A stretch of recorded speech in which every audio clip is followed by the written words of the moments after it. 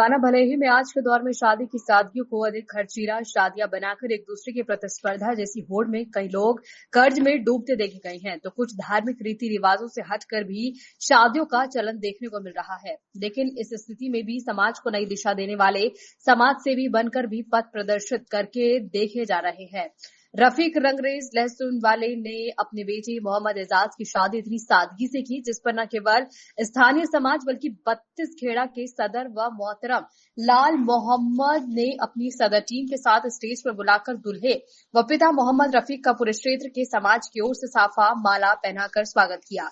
इस अवसर पर सदर ने कहा कि समाज सुधार के लिए हमें ऐसे कई रफीक की जरूरत है। गौरतलब है कि शादी में दूल्हे को ना तो बांध बैठाया, नहीं हल्दी पीटी हुई, ना ही यहां तक कि कोई महिला संगीत का आयोजन, डीजे बैंड जैसे कोई कार्यक्रम हुए और सादगी से बारात सरदार शहर गई और जहां पर दूल्हे के घर और कोई डिमांड नहीं थी, जिस पर घराती और बाराती बड़े सुकून से खुशनुमा माहौल में शादी को अंजाम दिया। समाज के ऐसे शादी विवाह के अंदर आए हैं जहां के ऊपर आज के दौर के अंदर देखा जाए तो बहुत ज़्यादा एक शादी को इस प्रकार से बना दिया गया है कि जो इस्लाम के तरीके से काफ़ी बाहर होती है, जिसके अंदर डीजे है, बैंड बाजे है। शादी के अंदर इतना ज़्यादा खर्चा होता है जिसको अपन सीधी तौर पे बोल सकते हैं कि ये खर्चीली शादी है। लेकिन इसी समाज के अंदर एक हमारे जो सफ़ा एजुकेशन वेलफेयर सोसाइटी भी चलाते हैं, उनके बच्चे की एक शादी हुई है जिन्होंने बहुत ही सादगीपूर्ण शादी करके न केवल एक कौम को संदेश दिया है बल्कि समूचे एक धर्म को, एक विशेष समुदाय को इन्होंने एक अलग सी पहल करने की एक चेतावनी दी है, एक अच्छा सा संदेश दिया है कि शादी किस प्रकार से होती है।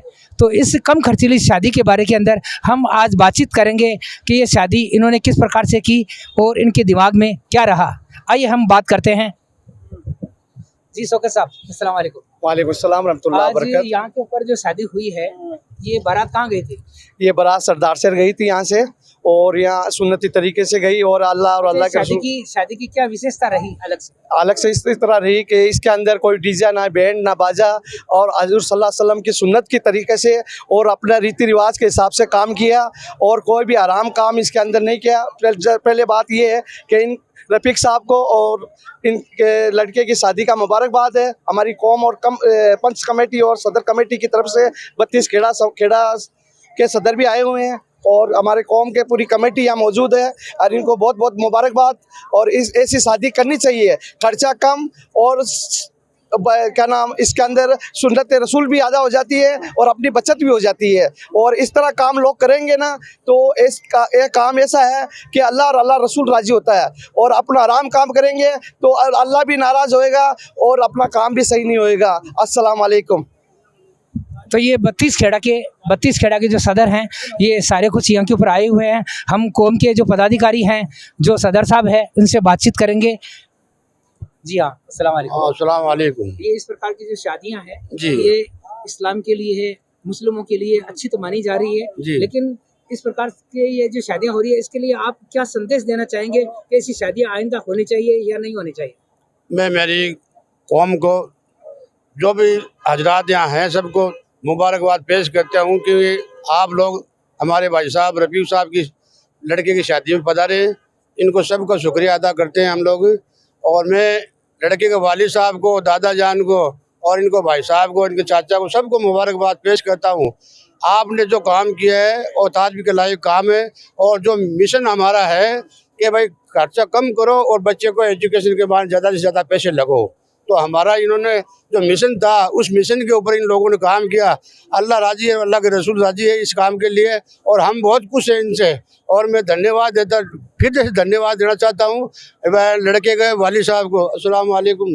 आपने बहुत बहुत मुबारकबाद, धन्यवाद।